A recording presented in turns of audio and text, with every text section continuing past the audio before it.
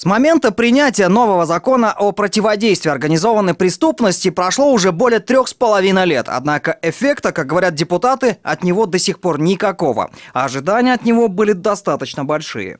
Тогда МВД и правительство нам заявляли, просили, вы только примите этот закон, половину поставим на учет, половина сбежит.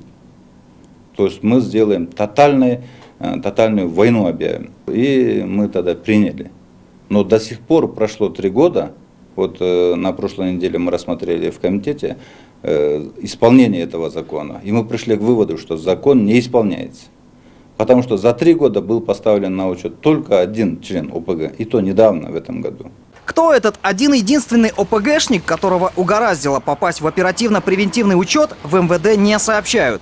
Более того, выступавший 3 года назад Джогорку Кенеши по этому закону заместитель министра теперь отвечает вот так. У нас другой человек по этому вопросу закреплен. У него и спросите. Напомним, по закону всех лидеров и членов ОПГ МВД должно ставить на учет через судебные акты. То есть ведомство обращается в суды с оперативными данными того или иного лица на предмет его принадлежности к преступным группировкам, ну а Фемида решает, включать его в список ОПГшников или нет. И если да, этот же закон позволяет силовикам вести над ним тотальный контроль. В любое время вправе требовать его явку, личные сведения, адрес, информацию о работе и доходах.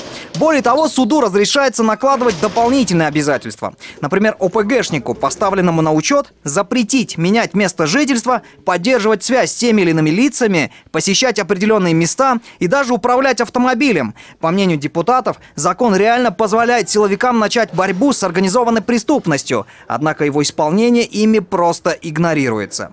Я просто прихожу к такому выводу, это мое личное мнение, что с тех пор, как принят этот закон, правительство или наше МВД родное просто перестало тотально бороться с ОПГ. Или они должны дать ответ, что у нас просто нет ОПГ.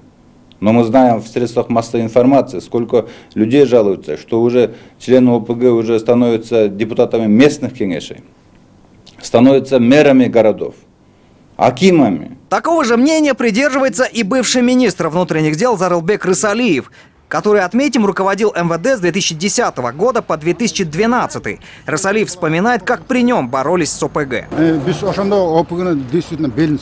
Я могу сказать, что тогда мы действительно боролись с организованными преступными группировками. Результатом нашей борьбы стало то, что активные члены ОПГ сбежали из страны, а оставшиеся работали таксистами. Я считаю, что и сейчас можно усмирить организованную преступность, сломать ей хребет. Только для этого определенные структуры МВД должны работать. Дело борьбы с ОПГ в милиции, мне кажется, сейчас стало второстепенным, а ведь вести профилактическую работу с подучетными элементами – одна из главных задач милиции.